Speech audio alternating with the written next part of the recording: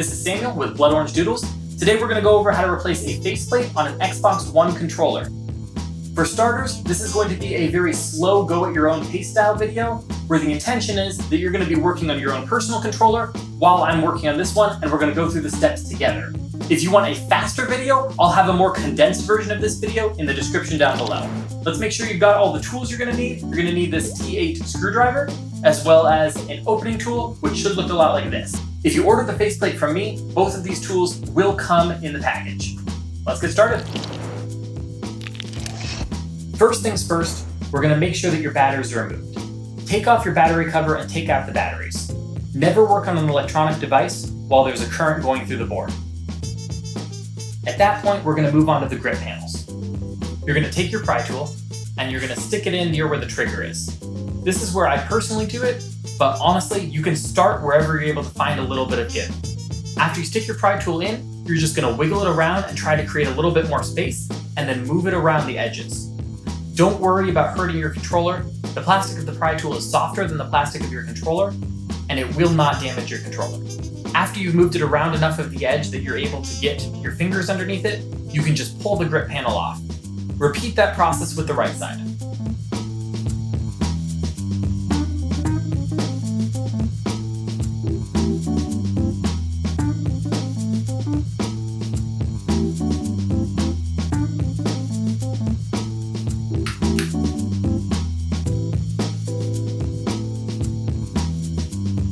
There are 5 faceplate screws that need to be removed before we're able to take the faceplate off. 2 are located on the left side underneath the left grip panel, and 2 are located on the right side underneath the right grip panel. And then one of them is located underneath your serial number sticker.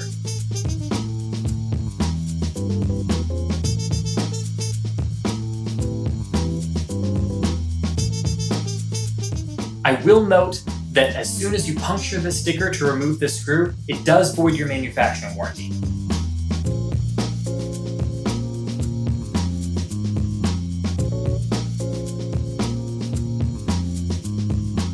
After you've removed all 5 screws, just turn your controller over and gently remove your faceplate. At this point, if you did order in any joysticks or D-pads with your order, you'll want to replace them now. To replace the joystick, it's very easy.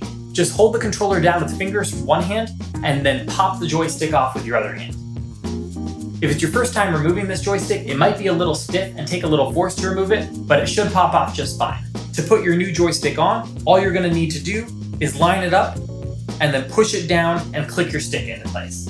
I will note that the peg is not perfectly round and the hole on your joystick is not perfectly round, so you might need to twist it around a little bit to make sure it's lined up properly.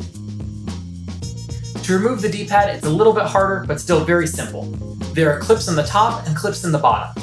You can either pull those up with your pry tool or pull them up with your fingernail, whatever is easiest for you.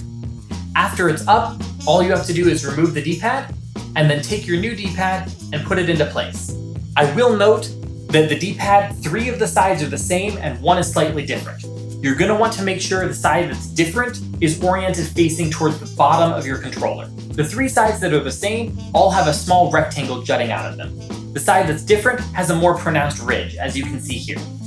After your D-pad is into place, take the top of your metal ring where there are holes and clip into the clips at the top. Then just slide your fingers around the edges and make sure that everything is clipped into place and secured.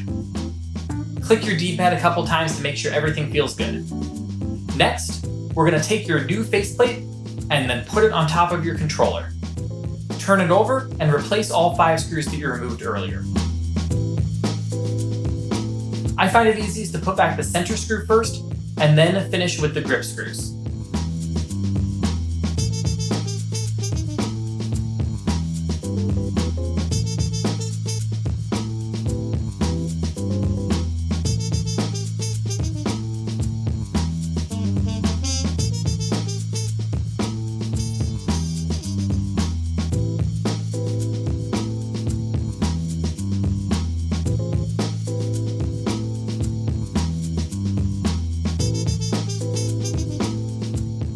After all 5 screws are replaced, all you're going to need to do is replace your grip panels.